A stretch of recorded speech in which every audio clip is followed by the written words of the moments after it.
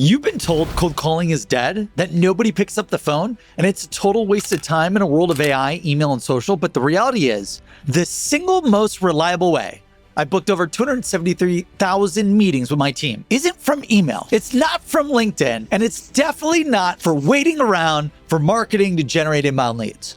The majority of the way, my sales team of 100 plus people booked over 273,236 meetings to the point is all from, guess what? Picking up the phone, calling prospects, and using this exact cold calling framework. And once you see how this thing works, you'll never look at sales the same way ever again. But that's not even the most interesting part, because I'm going to show you the exact script, the psychology behind it, and the biggest mistakes that literally kill your cold calls, so that you can start closing more deals today and faster than ever before.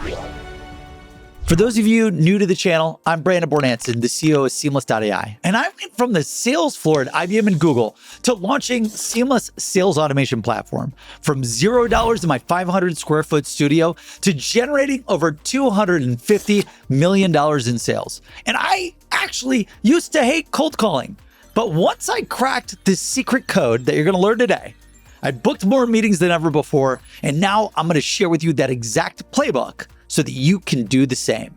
Before we jump in, hit that subscribe button now so you never miss a weekly new video. So first, we're going to break down the framework and then the psychology principles, because you can't do one without the other. I call this the cold to sold framework, and you can apply these 8 steps to any industry to sell any product over the phone. Step 1. Start with a positive intro. You have to use a friendly, confident tone when you're calling. Use their name. Hi, Mark. Happy Monday. Everyone's dealing with a bad day, bad news. Now is the time that you want to use positivity, because it's going to transform your prospect's entire mindset. It's going to interrupt their day from all the negativity, and your positivity is going to break through the noise. And leveraging positivity in your intro is one of the biggest secrets that no one tells you. Step 2, you're going to compliment the prospect. Everyone loves a compliment. Think about it. When someone tells you that you look great, or you're doing an amazing job, or that something that you've built is incredible, you feel awesome. And guess what happens? Your walls come down. Everyone loves being complimented. And what's great about people giving other people compliments right off the bat is it lowers the barrier of resistance. When you compliment the prospect, instead of them having a high wall and they're super scared to listen to you, it lowers their wall of resistance, which means they're blockers and they're receptive to actually what you have to say. And here's an example to give you a real life, real world deal. Hey, Sarah.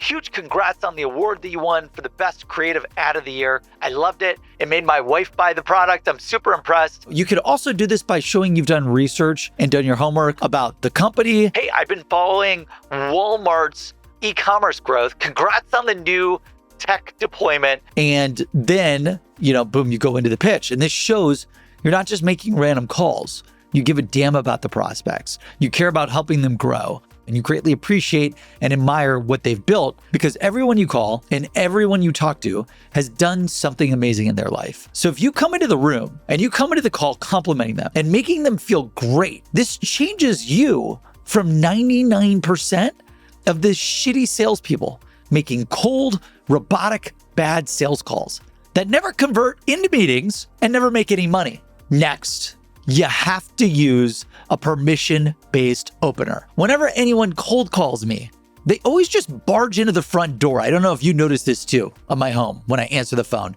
and they just start pitching all over me. I think it's crap. Hey, I'm Brandon. I do this. Buying my products like that is the worst way to get someone interested. The best way to do it is by using a permission-based opener and asking for permission to talk. When you ask for permission to talk, after you've given a positive intro and a compliment, I promise you, 9 times out of 10, I think my conversion rate is like 95 to 100% using a permission-based opener is step 3. As long as I do the intro and I do the compliment, you'll always get a yes most of the time, if not all the time. And the best way to do this is like this. Hey, Lisa, By the way, can I get 20 seconds real quick to tell you why I'm calling? Hey, Sarah, by the way, it's Brandon at Seamless. Can I get 27 seconds real quick to share why I'm calling? Hey, Jeff, it's Brandon. I've got a great idea for you. I know he called you out of the blue. Can I get like 30 seconds real quick? If you like what you hear, we can continue the convo. If not, we can part ways friends. Sound fair enough? So when you do the positive intro, the compliment, then you tie it with step 3, the permission-based opener, because everyone's got a few seconds to spare. Step 4,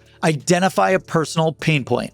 Look, the best way to prospect, to get more meetings, to close more sales is to use problem-based prospecting. That means you research the contact, you research the company, and you have a hypothesis that there is a specific problem that they need to solve. And when you reach out, you mention that problem that they probably have. The only answer they can say is yes, because if you're 80% of the time right on the problem that you think they have when you pitch them, they're gonna wanna listen. Hey, I believe that e-commerce stores like you are struggling with checkout conversion rates, crashing, and it's a big challenge that's probably hurting your probability. Let me give you another example. So I was cold calling a CTO at an AI tech company, helping a customer do this in San Francisco. And we were talking about, hey, I noticed all the AI products that you're launching.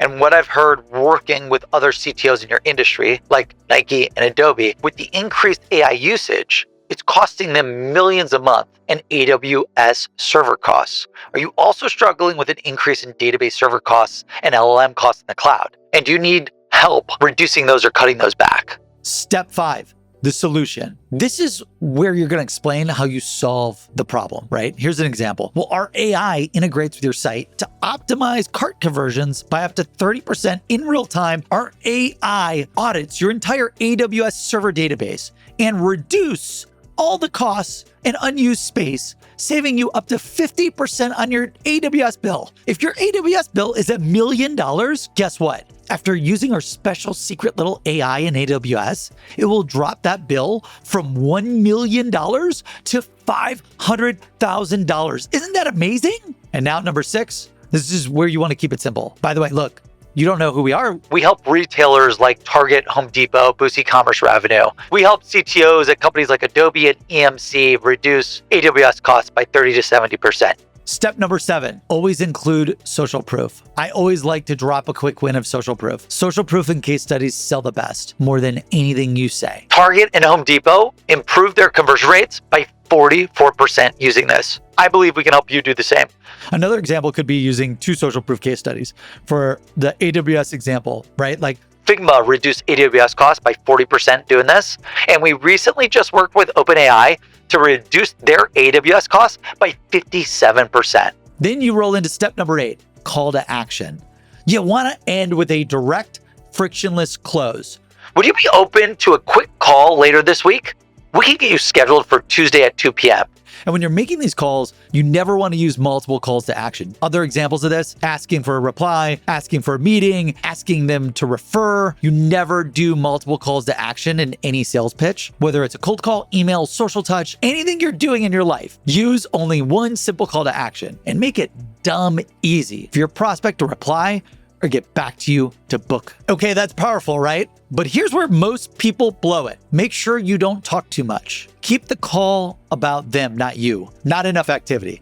If you don't dial, you don't win. You cannot sound robotic. Lastly, you need to have confidence. Energy sells. When Leonardo DiCaprio reads the script for The Wolf of Wall Street, does he sound like he's reading a script like a robot? No. The reason for the call today, John, is something just came across my desk, John. It is perhaps the best thing I've seen in the last 6 months. It looks like he's giving one of the best performances in the world, like he should win a freaking Oscar or Emmy. Give the best performance of your life.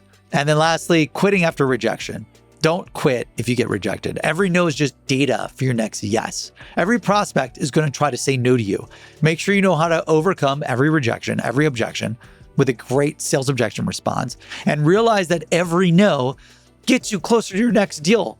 Your next call is always your best call. Now you're probably thinking, but what if I freeze up? What if I get hit with an objection I can't handle? Look, that's exactly why you need to role play. Review your calls, practice, study, and memorize scripts to overcome every single sales objection. By the way, if you don't have scripts, then make sure you buy my new book, Scale Your Sales on Amazon, because it gives you over hundreds of scripts for every single sales objection. You'll be able to crush it and keep a running list of objections that you can easily overcome. Every pro practices off the field so they can win on the field. So never stop writing, studying, memorizing, and A/B testing sales scripts. Now, before we go, I want to talk about something that stops a lot of rookies in their tracks, or what I call brokies. You don't need to be a natural. You just need a script, a plan, and the discipline to keep dialing. And here's where AI tools come in.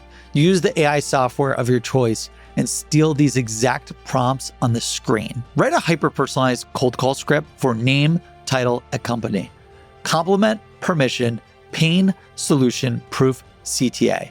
Give me a curiosity-driven cold call script that hooks in 30 seconds. Write a script that books appointments for persona at company using real research and social proof. You don't want to make a single cold call without applying these strategies, because it's not just about the framework. You also have to understand the psychology behind what makes your prospect buy or gets them to shut you down and hang up right away. Here are some pro tips to apply to your cold calls and mistakes to avoid to be successful.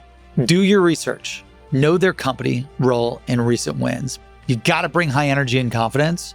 You wanna smile while you speak. Follow your script, but deliver it like an actor so that you never sound like you're reading. Keep it short and focused. You gotta respect their time, right? So you wanna be concise. Focus on value, not features. Always wanna deliver value. And then you wanna constantly be trying to solve their pain points and their problems. Overcome objections, agree to their objection, address it, and keep moving forward. Ask open-ended questions. Make it a conversation and a consultative dialogue. You also wanna follow up. Always use multi-channel, always be persistent, always be adding value. You wanna role play and review your calls, and also try to improve every day. And to improve every day, you have to track your metrics, your calls made, your connections, your meetings booked, your deals closed. Avoid this mistake if you want to make a lot of money. Now that you've mastered your cold calls, all you have to do is understand how to put together your quota-crushing sales math. So watch this video next for that. See you on the next one.